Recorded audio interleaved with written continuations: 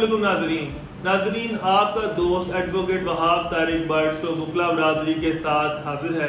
नाजरीन, आज हम बात करेंगे लॉ गैट पे।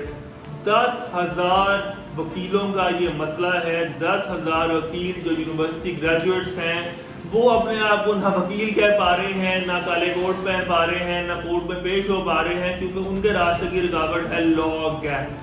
अब कोई कह रहा है कि 10 नंबर बढ़ा दो, कोई कह रहा है 5 नंबर बढ़ा दो, कोई कह रहा है ये टेस्ट ही खत्म कर दो, कोई कह रहा है हम रोड ब्लॉक करेंगे, कोई कह रहा है सीनियर वकला ने साजिश की हमारे खिलाफ, कोई जजेस को गालियां दे रहा है, कोई कह रहा है ये गुंडागर्दी है, ये नहीं चलेगी। लेकिन सवाल ये नहीं है नाजरीन, सवाल ये है कि आखिर ये लॉ गैट टेस्ट आया कैसे और इसमें जो खामियां हैं वो कैसे इम्प्रूव हो सकती हैं।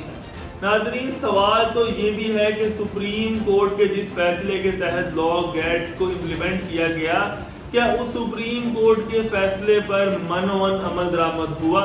नाजरीन, सवाल तो ये भी है कि क्या सुप्रीम कोर्ट के बनाए गए फ्रेमवर्क के मुताबिक ये टेस्ट कंडक्ट किया जा रहा है। नाजरीन, सवाल तो ये भी है कि क्या जो सिलेबस बनाया गया था उसके मुताबिक जो पेपर हुआ क्या वो आउट ऑफ सिलेबस तो नहीं आया।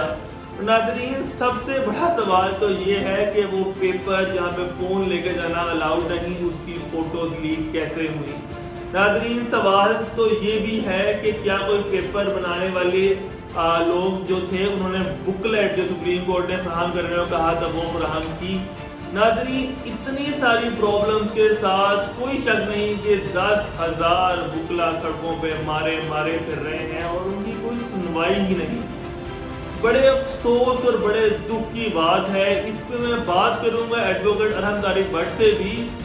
एडवोकेट साहब, मुझे बताएं, 10,000 आपके वकला भाई सड़कों पे मारे फिर रहे हैं, पाकिस्तान बार, पंजाब बार, सबसे वो फरियादें कर रहे हैं, उनकी क्या सुनवाई नहीं हो रही, मसला क्या है? देखिए, सबसे पहली बात तो ये है कि आप जो सुप्रीम कोर्ट की जजमेंट से ये सारा काम शुरू हुआ, मैं जो है वो कोई सुप्रीम कोर्ट को गलत नहीं कहता, ना ही मैं ये कहता हूँ ना मुझे जो है कंटेम्प्ट लगवाने का शौक है। लेकिन जो बार काउंसिल सारी दुनिया में it is the sole responsibility of the bar council to enrol an advocate. ठीक है, वो उसको एजीसी को बीच में लाया गया कैसे और लाया गया क्यों, वो तो आ गई सुप्रीम कोर्ट के थ्रू आ गई, वैसे भी आसन एग्जेक्टिव के थ्रू भी आप वो करते हैं। इन्होंने वो लाया गया, उससे अब एक महाज जंग बना हुआ है, मुहाजरा हुई भी है यंगस्टर्स और सीनियर्स के दरमियान।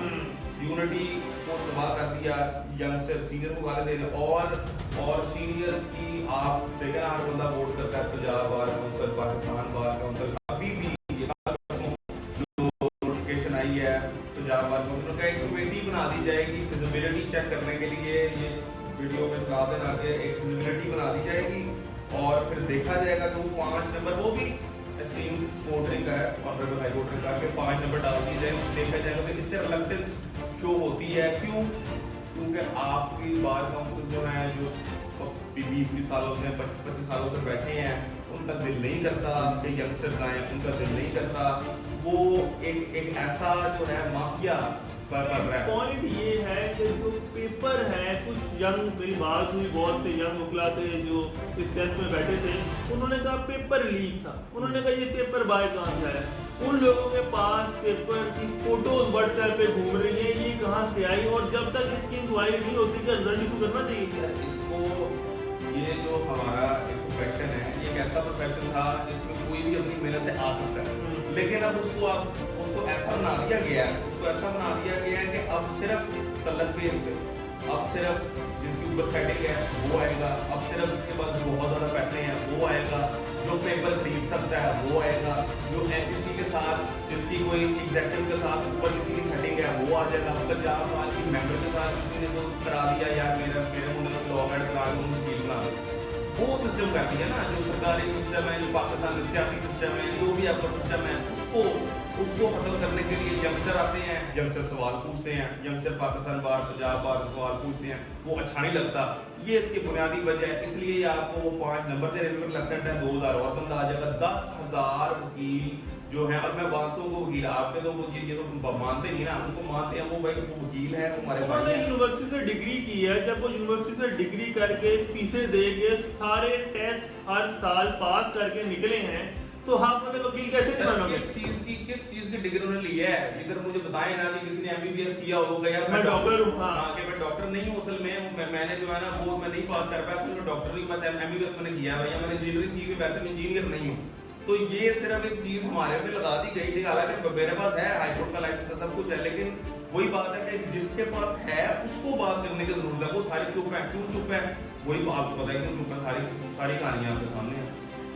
इन यूनिवर्सिटी से जिन्होंने लाखों फीसें ली हैं, फिर इनसे पूछना चाहिए कि क्या आपकी जो तालीम आप दे रहे हैं वो क्या इस काबिल नहीं है कि गो टेस्ट की ज़रूरत पड़े, और अगर वो इस काबिल नहीं है तो क्या आपको वो सारा पैसा जो माँ बाप ने पेट काट काट के इन नौजवानों की पढ़ाई के लिए दिया है, क्या फिर आपको वो सारा पैसा वापस कर देना चाहिए? बात करें ना, जो सुप्रीम कोर्ट ने ये कहा है कि जी नहीं, ये तो असल में अभी आप अगर वो लॉ एड की एडवर्टाइजमेंट भी देखें जो बार में आती है, जिसकी उसमें भी लिखा हुआ है कि ये वो टेस्ट है जिससे पता लगेगा कि कौन असल में इतना पढ़ा लिखा या एलिजिबल है, या इतनी जो है वो कॉम्पिटेंस रखता है कि वो इस प्रोफेशन में आ सके। तो ये टेस्ट तो यूनिवर्सिटी से पहले होना चाहिए। ये यूनिवर्सिटी, तो आप कोई बात है, जिन्होंने हड्डियां खुली हुई हैं, सारे कॉलेज खुले हुए हैं, आप उनको बंद करो, आप उनको ले जाओ भाई, क्यों इनको पास किया? आप ना पास करते उनको, और उसके बाद आप अगर इसका पास पेपर निकाल के देखें तो वो वाकई सवाल अक्सर जो है वो ऐसे कि 10 साल जिसने प्रैक्टिस की हुई है उसको भी नहीं पता होते। अब लीगल प्रैक्टिशनर्स एक्ट जो है उसका सेक्शन डाल दी बीच में, जो आपको कॉलेज में पढ़ा रहे हैं कत्ल-ए-आमत, हर्ट और पीपीसी और सीआरपीसी के जो बेसिक चीजें, बेल की प्रोसीजर पढ़ा हो रहे हैं, वो उसमें लिया है कि प्रेसिडेंट ऑफ पाकिस्तान की टर्म कितनी होती है, फलाने की ये 73 कॉन्स्टिट्यूशन में क्या आया। ये सर सिस्टमैटिकली गवर्नमेंट और ये सारे जो ऊपर बैठे हुए हैं वो सारे एक सिर्फ जो है आम आदमी को डरना, इस प्रोफेशन में ना आने की साजिश है, क्योंकि आम आदमी की हर बंदा नक्साई है, और वो जो एक सीट पे बैठा है, जो इस निज़ाम में काबिज है, उनको अपनी बर्दाश्त नहीं होता। हम तो खैर बात करेंगे, हम बार बार बात करेंगे, क्योंकि ये 1 2 नहीं 10,000 वकीलों का मसला है, हमारे 10,000 भाइयों का मसला है, और वो 3 साल से मुंतजर हैं इस मसले के हल के। मैं इस शो को यहाँ पे एंड कर रहा हूँ, लेकिन मैं वादा करता हूँ कि जब तक ये मसला हल नहीं होता, हम इस पर बार बार बात करेंगे, बात करते रहेंगे, क्योंकि हम आपके साथ हैं। बहुत शुक्रिया।